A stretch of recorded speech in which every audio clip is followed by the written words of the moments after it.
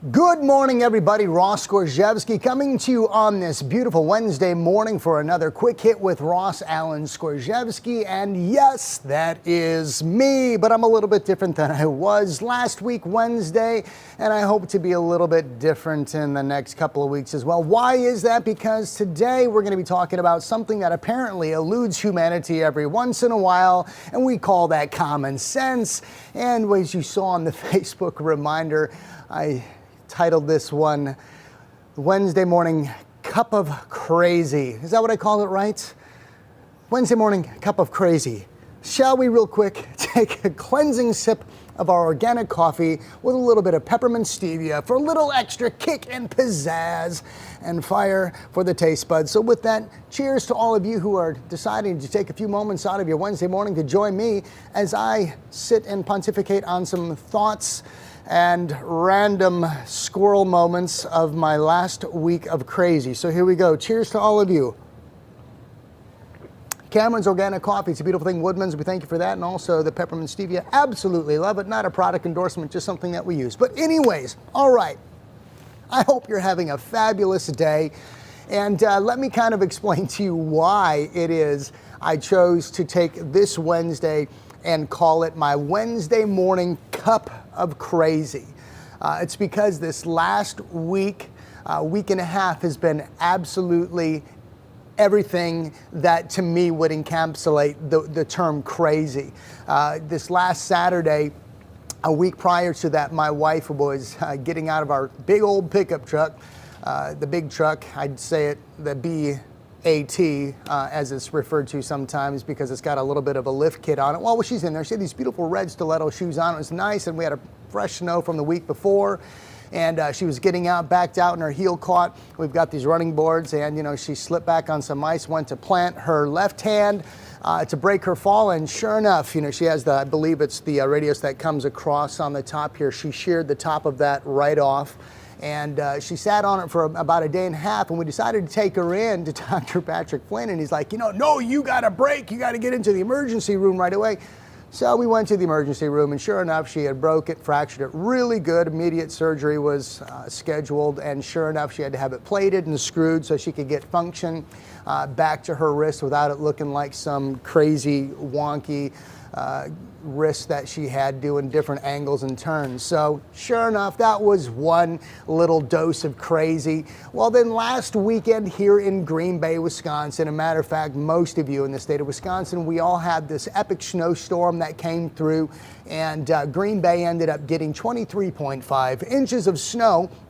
And it wasn't just your typical snow. This stuff was like glue falling from the sky. It was like spackle, it was cement.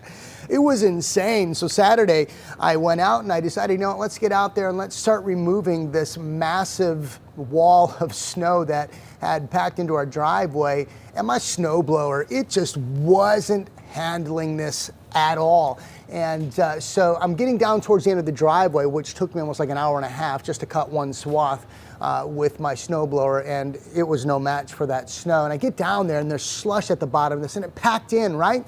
And sure enough, wouldn't you think, the blower gets, all caught, it's not spitting out snow like it's supposed to. Right? Yeah, you can see where we're going with this one, can't you? And all of a sudden, it just stopped, and so I let go of the controls, right? One that keeps the snowblower moving forward and it activates the wheels and puts it in drive motion, and the other one that keeps the auger and the blower going so it can spit out the snow. So I took my hands off, idled it down and everything else, and we were all good. Engine's still running. I know what you're thinking because I'm thinking the same thing, right? Hindsight's always 20/20. We'll be talking about that in a minute as well. So sure enough, I get over there and I start punching the snow down into the snowblower to try to clear out the chute from where the snow was, and I'm like, we got this, and I looked again, nothing was moving. And sure enough, I used my fingers and I was like poking the rest of the snow down, and as soon as that snow cleared, the paddles came through and it knocked my fingers, and I was like, you gotta be kidding me.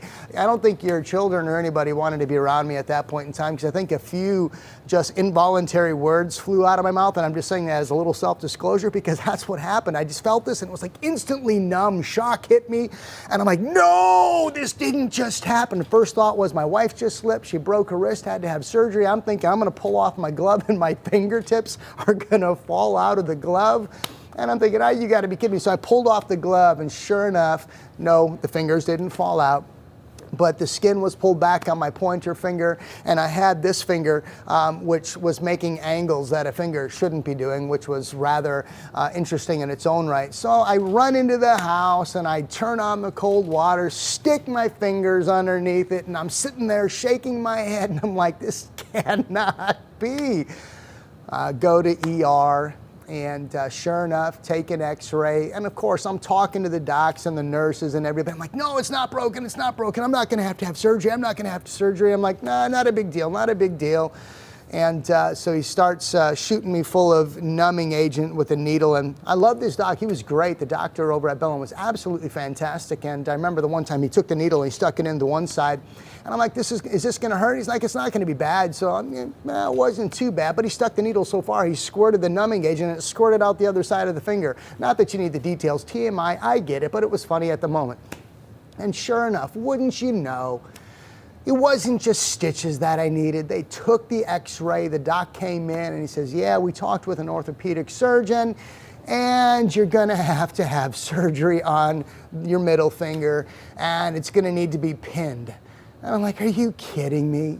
When it rains, it pours. Or as of last week, when it snows, it's an all-out blizzard and it's 23.5 inches and it's chaos and it's another just wicked dose of crazy. And sure enough, Monday morning, I got the lovely joy of going into an orthopedic surgeon specialist, get a local, had my finger pinned, and that was an interesting experience in its own right.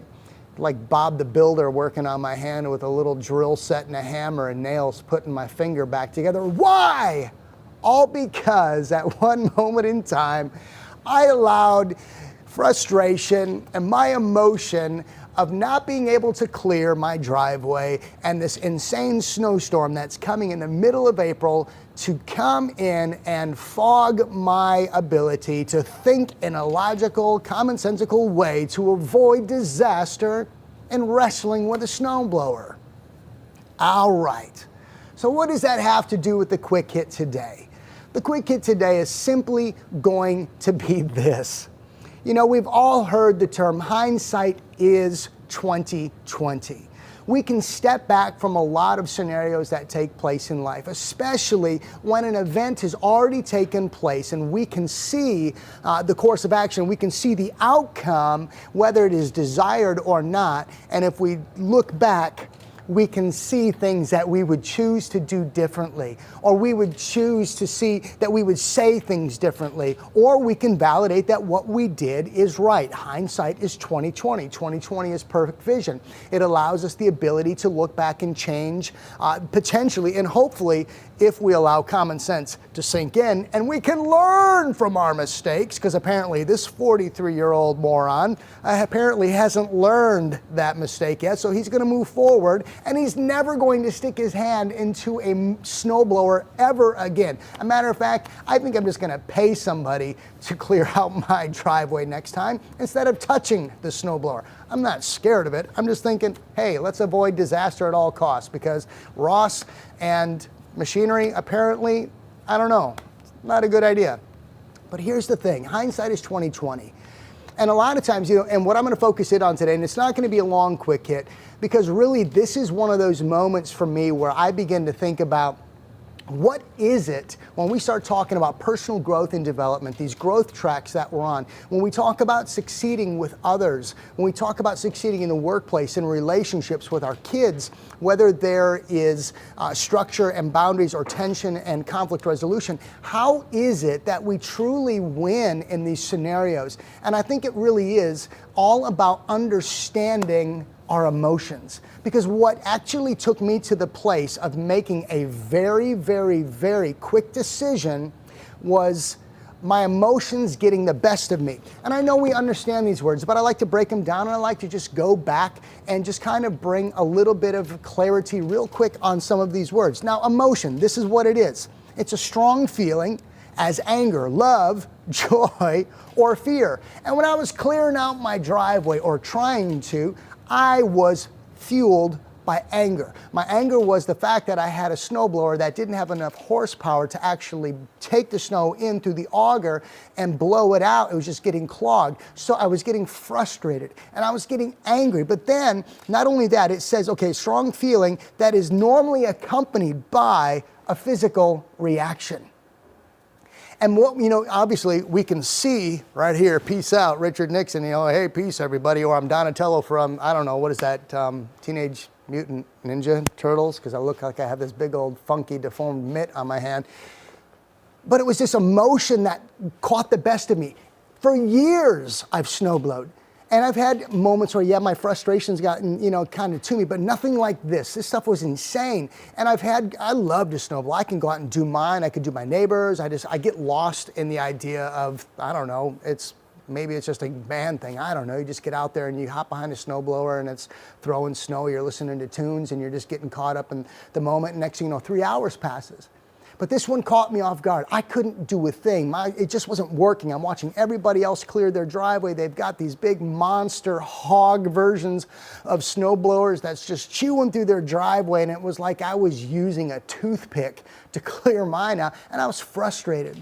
So the emotion that caught me off guard led to an irrational, very quick split decision to avoid not chaos, and what the warning sticker that was right on the side of the snowblower, keep hands out, do not stick your hands in here. It was like, I didn't have this emotion that fueled rational thinking or rational thought process that was backed up by logic, not at all. I had emotion that was nothing but pure frustration and anger that led me to a quick split decision of, this isn't gonna happen to me.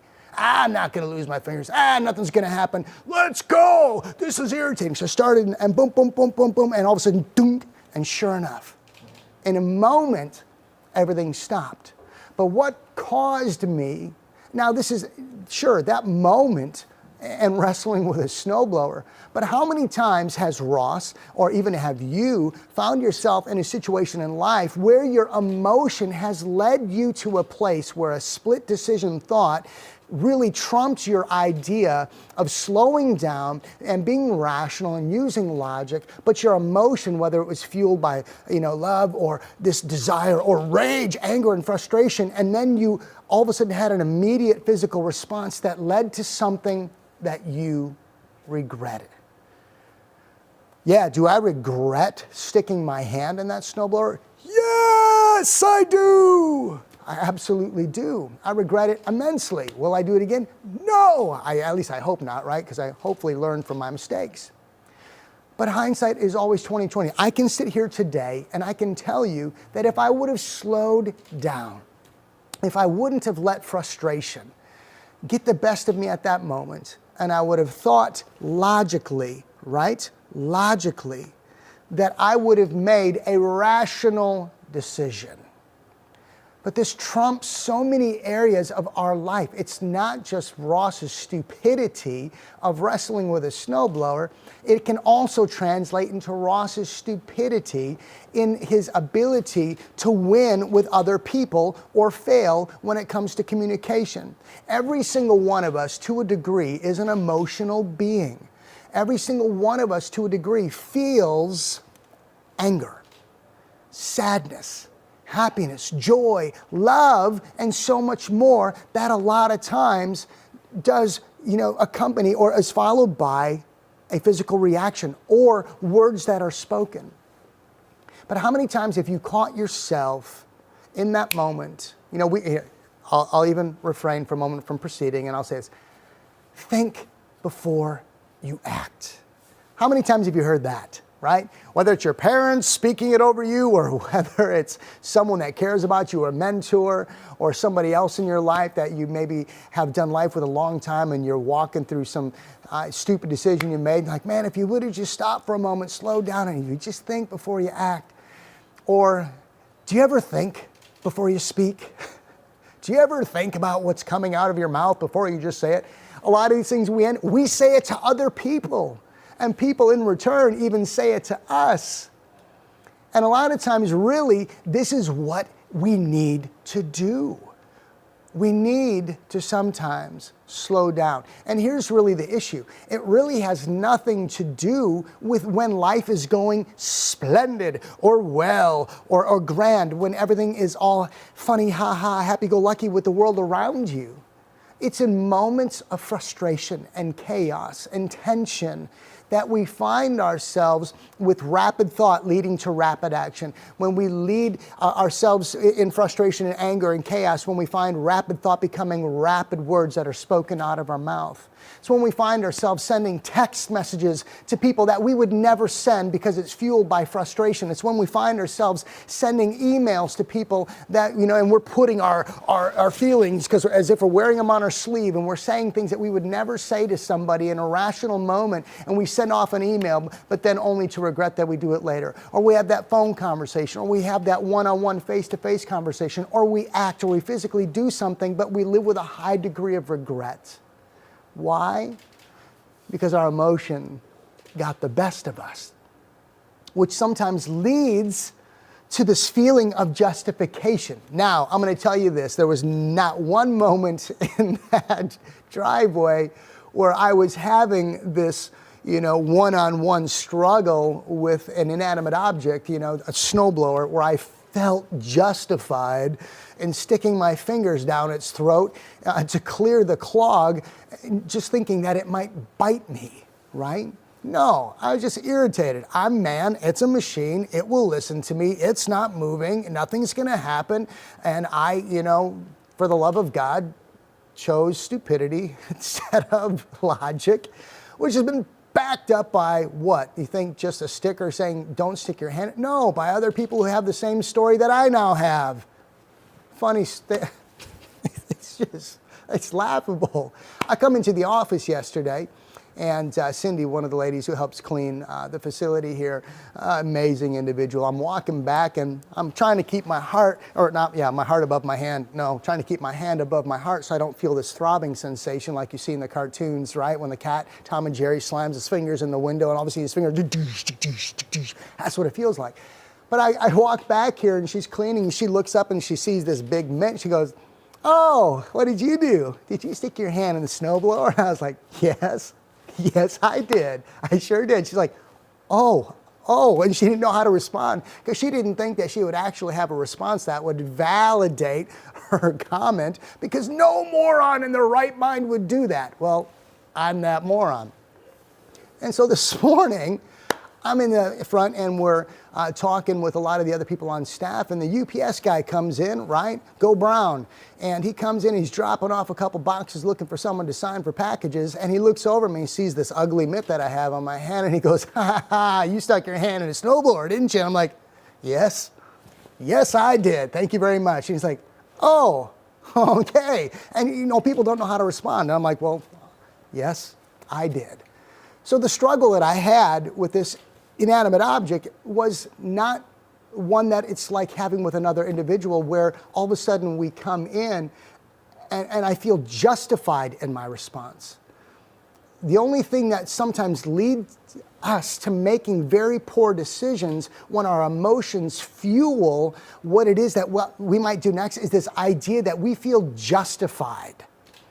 We hurt because someone has offended us. So therefore, I, in my current state, whether I feel hurt or I'm offended or I'm angry and I'm frustrated, if we don't slow down and use logic and think ahead and think about the potential consequences of our actions, of our words, sometimes that moment we let our feelings and our emotions trump the idea that we would think rationally, and we bulldoze our way through common sense, and we put into motion something that we live with a high degree of regret. And that really is something at the end of the day, that when I'm talking about this concept of emotion being rational and using logic and slowing down our thought process so that we can see that we can succeed in overcoming the emotions, these things inside of us that make us so wonderful, that give us the ability to share so many wonderful moments with the people that we do life with every day? Or will we let our emotions, these God-given ideas, these feelings and these thoughts and these moments within us that create these emotive responses, will they get the best of us when that frustration, that bitterness, resentment, that anger comes in and unforgiveness comes in and leads to an action that will have a high degree of consequences? Slow down! Justification. I said this a couple of weeks ago, do what is right versus what feels right, right? I get it. We all have, and I know with everybody that is choosing to potentially watch with me this morning, we all have this ability every day to look at scenarios that pop up, that circumstances that pop and arise out of our control, and we can always, use that phrase, do what is right versus what feels right. But sometimes our emotions really come in and we start to wrestle with this concept. Well, I don't like this. I don't like what so-and-so said. I don't like what so-and-so did. Where were they? Where was she? Where was he? How come when I did something, they weren't there? And all this craziness goes on, and it fuels this idea of justification. So because we hurt, we justify how we feel, and therefore it gives us a bolder platform to move forward and to put into motion something that we are going to live with a high degree of regret with. I say this morning, and I would plead with you, you might put something into motion based on your emotions that you will live with a high degree of regret for. You'll say something, you'll do something that you will regret, and that you will have to say you're sorry for. You'll have to apologize, and you will have to make amends, and you will have to make it right. And I would say this, that if that's you, if it's me, that we would be man enough, that we would be woman enough, that we would be that person that would give the response of literally getting the apology and walking the path of making things right with others, because we would want them to do the same with us. We said this many, many episodes ago, do unto others as you'd have done unto you. Right? It was my golden rule backed with the golden stool.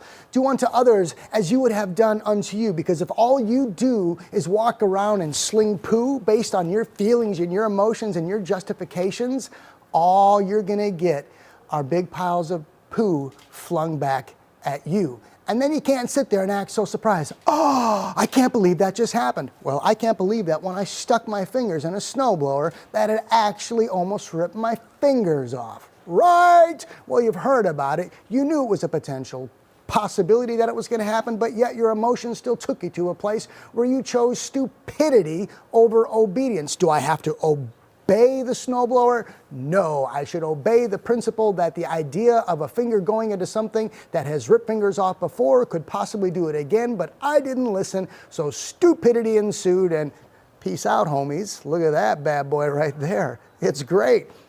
I'm just thinking that this morning, this Wednesday morning cup of crazy, my last week and a half, your current situation, your current scenario, where are you at? How are you wrestling with your emotions? How is it that you allow yourself to come to a place where frustration, anger, bitterness, resentment, whatever that might be, how when that comes in and that infiltrates your thought process, are you going to be like me?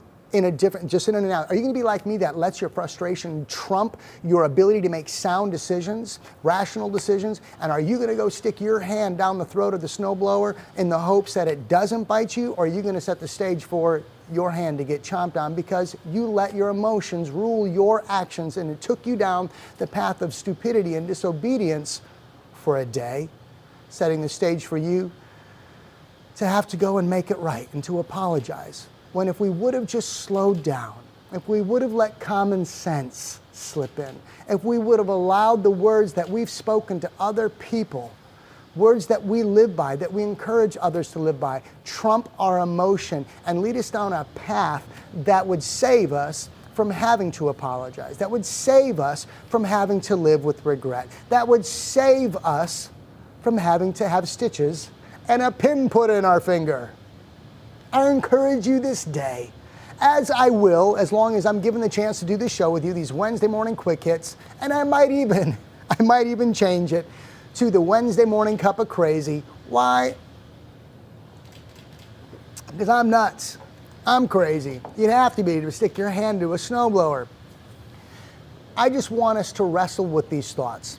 You know, for those of you that are joining this morning, if it's, you know, we even had some homeschoolers, you know, parents, when you're talking with your kids, sure, these are simple rules. Think before you talk. Don't you think before you act? You know, next thing you know, we've got consequence upon consequence coming along. But we're no different than those children at times, because we all get fueled in our emotions. That leads to justification, that leads to us either choosing a path that literally sounds like doing what is right, or we choose stupidity and we do what feels right.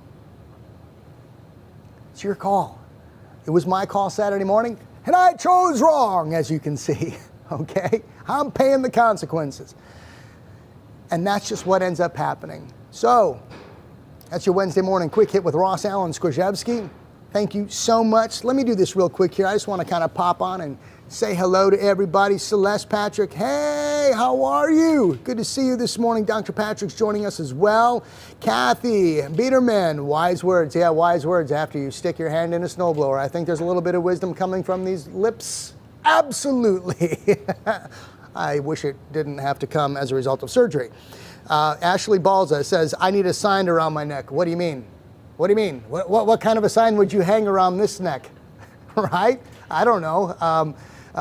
Beware, look out, danger, danger, danger. Or I don't know, I mean, trouble right here. All right, cool. We've got Janelle Marie. Hey, Janelle, looking forward to being able to spend some time with you in Hawaii coming up here in just under a couple weeks. And so many of you on here. Dennis Sue, good to see you. Oh, yeah, she says, do you need me to go in your place to Hawaii? Actually, I think having a pin in my finger and a few stitches, which will be out by then, will be just fine. I might not be able to play in the ocean, but the beach will be just fine. Sun and beach, that's all I need. And hi, Mom. Yes, your son was a moron Saturday, but you know all about it already, right? Because you've had many phone calls from me, and yes, yes, yes, yes, and yes, moron. Thank you. Charlotte, Sarah Ray Frisk, everybody once again, Brian Smith. Yeah, my golf game is going to be off for a little while, but it's not like I play that much anyway. So with that, your Wednesday morning quick hit, emotion leading to the ability for you to make wise, sound decisions. Slow down, let logic, let rational thinking come into play. Don't let your feelings get the best of you, which leads you down a path of choosing stupidity, which leads to stupid action, which then leads to consequences. With that, ladies and gentlemen, have a great, amazing day. It's hump day! Continue to drink that coffee as long as it's organic, wins a cup of crazy. We'll see you next week.